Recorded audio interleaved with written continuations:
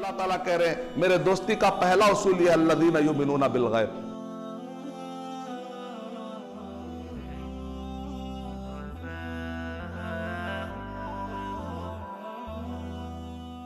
Our duty is to convey, not to convince, not to impose.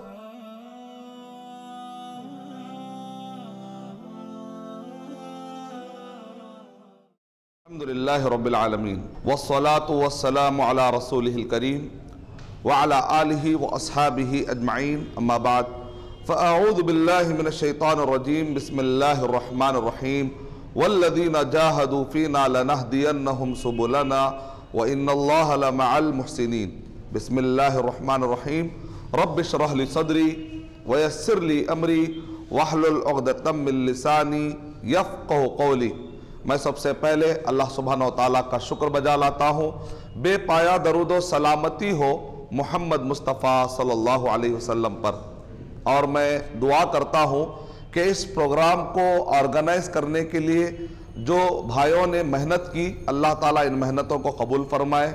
और इस programme को attend करने के लिए आपने अपनी अपनी मसरूफियात को छोड़कर यहाँ पर जमा होने का जो फैसला किया, आपने अपनी जो टाइम की कुर्बानी दी है, अल्लाह ताला घर जाने से पहले पहले हम सब के मसाइल को अल्लाह सुब्हानहु व तआला हल फरमा दे।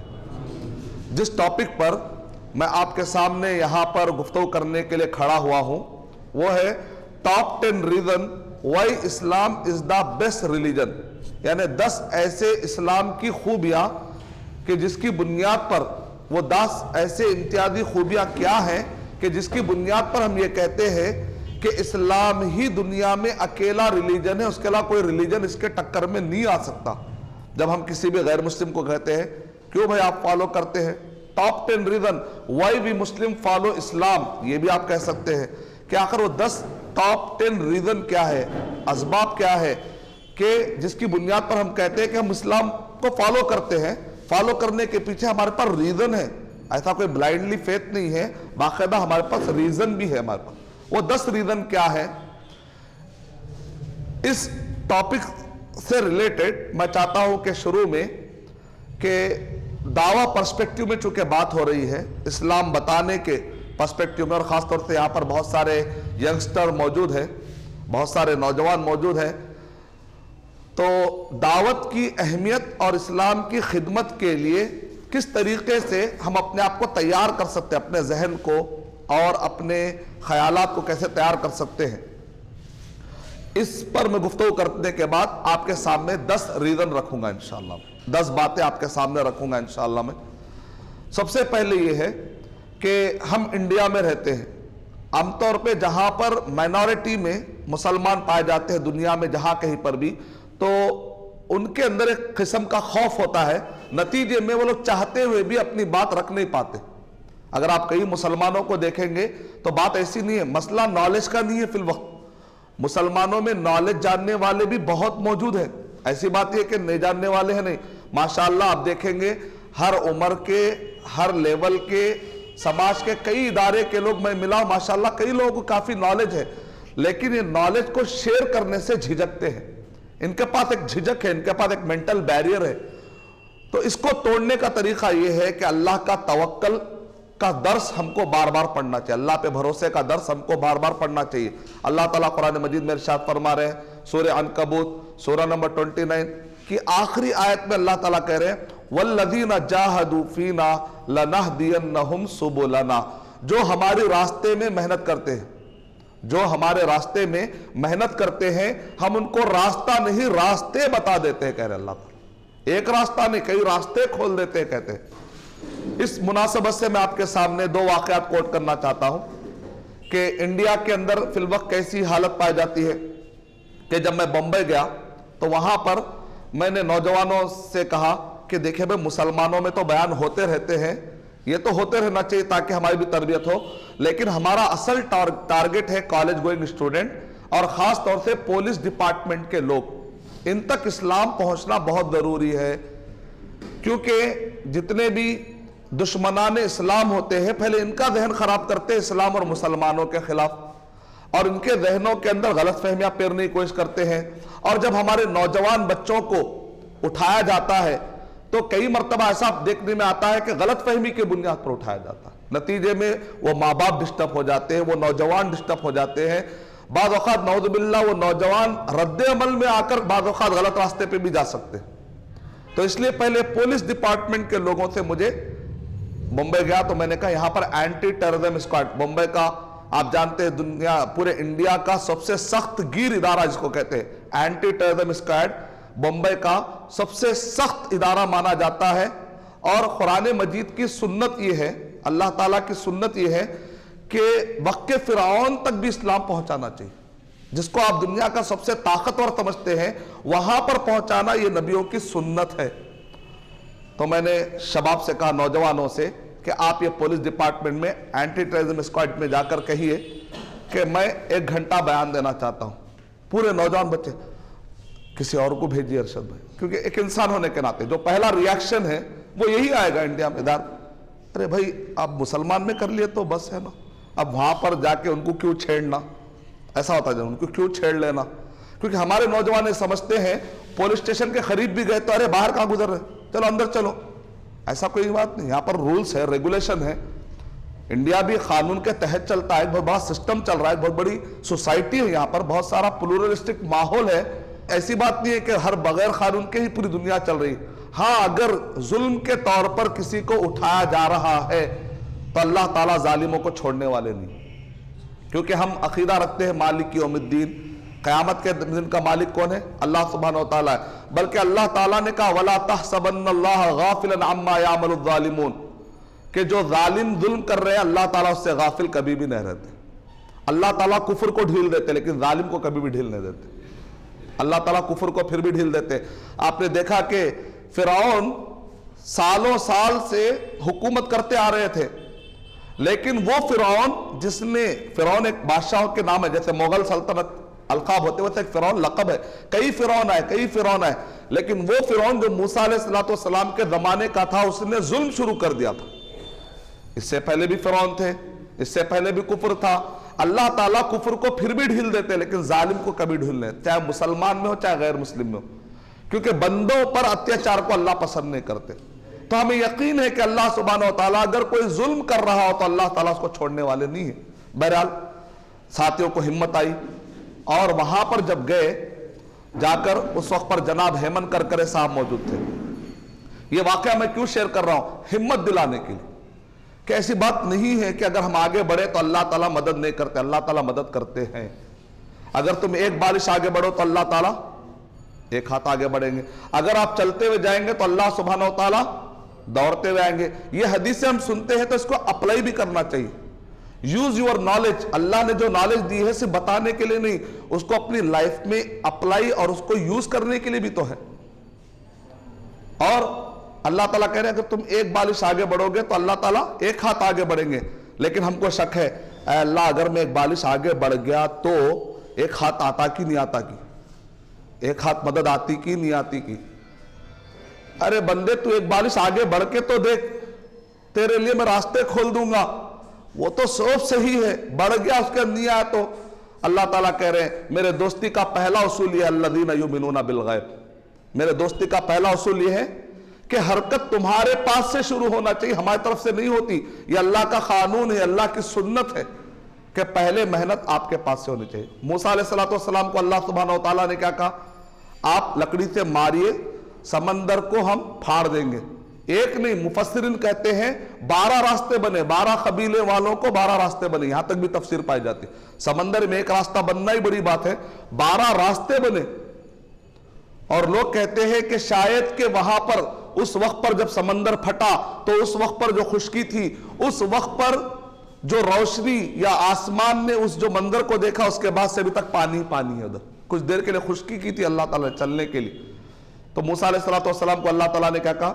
तुम लाठी मारो, रास्ता बनाना किसकी जिम्मेदारी? अल्लाह ताला की जिम्मेदारी। क्या अल्लाह ताला मूसा अलैहिस्सलाम के लाठी के मोहताज है क्या? अल्लाह ताला तो अगर कहेंगे कुन फयकुन, हो तो हो जाता है। क्योंकि हम मुसलमान कहते हैं ऐ अल्लाह हम तो काम नहीं कर रहे, लेकिन आप क्या कर रहे? उन बाबरी मस्जिद गिराई जा रही है, मुसलमानों को मारा जा रहा है, गुजरात में काटा जा रहा है। अल्लाह ताला रहम वाले हैं तो साथ में अल्लाह सुन्नत वाले भी। अल्लाह रहम वाले हैं, लेकिन अल्लाह की एक सुन्नत भी है। सुन्नत का अल्लाह का तरीका यह है कि बंदों के पास से पहले हरकत होनी चाहिए। अल्लाह ताला के आजिज है जालिमों को ठिकाने लगाने से? अल्लाह आजिज नहीं है, लेकिन मुसलमानों से क्या हरकत हो रही पहले अल्लाह देखना चाहते हैं। हम कहते हैं कि गैब से मदद आ जाए, गैब से दुश्मन हार जाए और हम खाली दुआ करके पूरा काम कर लेंगे। ऐसा नहीं हो सकता। इस्लाम का प्रचार करने के लिए, इस्लाम के से मुताल्लिक गलत फहमियां दूर करने के लिए हमको रात दिन मेहनत करना पड़ेगा। इंशाअल्लाह अल्लाह की मदद जरूर आएगी इंशाअल्लाह। तो मूसा अलैहिस्सलाम को अल्लाह सुब्हानहू तआला ने कहा लाठी मारो। अल्लाह ताला चाहते तो कुन फयकून हो तो हो जाता, लेकिन उसके बावजूद भी अल्लाह ताला क्या करे, ने लाठी मारो का मतलब क्या है? अल्लाह सुब्हानहू तआला चाहते तो बगैर लाठी के भी समंदर को फाड़ सकते थे, लेकिन अल्लाह ताला बंदे से भी हरकत को देखना चाह रहे। तो आप देखना यह है कि क्या हम वाकई हरकत में लगे हुए हैं इस्लाम की खिदमत के लिए। अपने करियर के लिए हमें पास टाइम है, अपने जॉब के लिए हमारे पास टाइम है, अपने बिजनेस के लिए अपने पास टाइम है, रस्मो रिवाज मनाने के लिए हमारे पास टाइम है, अननेसेसरी गाली गलौज और गीबत चुगलखोरी के लिए ना जाने कितना टाइम है हमारे पास ऐसे कामों के लिए जिसको अल्लाह पसंद नहीं करता, और जिसको अल्लाह पसंद करता है उसके लिए कितना टाइम दे रहे हैं। ये हमारे लिए सोच पैदा होनी चाहिए। तो अल्लाह सुब्हानहू तआला का वादा है कि जब भी आप बंदे शुरू करते अल्लाह की मदद आएगी। जैसे ही बंबई में वो नौजवान वहां पर गए, हेमंत करकरे साहब ने क्या कहा, आप लोग आते क्यों नहीं? मैं कब से इंतजार में लगा हुआ हूं कि मुसलमान आए, क्योंकि यह मुसलमान और इस्लाम के खिलाफ रोजाना इतने मैगजीन आते, इतने मैगजीन गुजरात से आते हैं, फला फला फला फला स्टेट से आते हैं, फला स्टेट से आते हैं। आप लोग आते क्यों नहीं? क्रिश्चियन आते हैं हमारे पास आरएसएस के लोग आते हैं और आकर बाकायदा स्पीचेस देकर जाते हैं। अगर आप लोग नहीं आएंगे तो इस्लाम और मुसलमानों के बारे में गलतफहमियां दूर कौन करेगा? और जब फसादात होते हैं तो उसको संभालने वाले यही पुलिस वाले होते हैं। अगर हम लोग गलतफहमियां दूर नहीं करेंगे तो जाहिर बात है एक आम इंसान होने के नाते कहेगा भाई ये लोग ऐसे हैं क्या, इनको खत्म हो जाना चाहिए, ऐसे ही तो तस्वर आएगा। तो जरूरत इस बात की है कि जब हम ये रिपोर्ट या ये दुनिया देखते हैं तो हमारे दिल में जज्बा आता है कि कौम के पास पहुंचे और जाकर उनको कहें कि भाई आप अपने अपने इदारे में, जिस इदारे में आप हैं, जिस कॉलेज में आप हैं, जिस जगह पर भी आप हैं, 2 मिनट इस्लाम के बारे में बोलने की हमारे बच्चों में, नौजवानों में आदत डालनी चाहिए। नौजवानों में जज्बा है, आजकल इंटरनेट का जमाना है, नॉलेज भी काफी अच्छी आ रही है, लेकिन बोलने की ताकत के लिए इसलिए हम जगह जगह अल्लाह के फजल से कोशिश कर रहे हैं।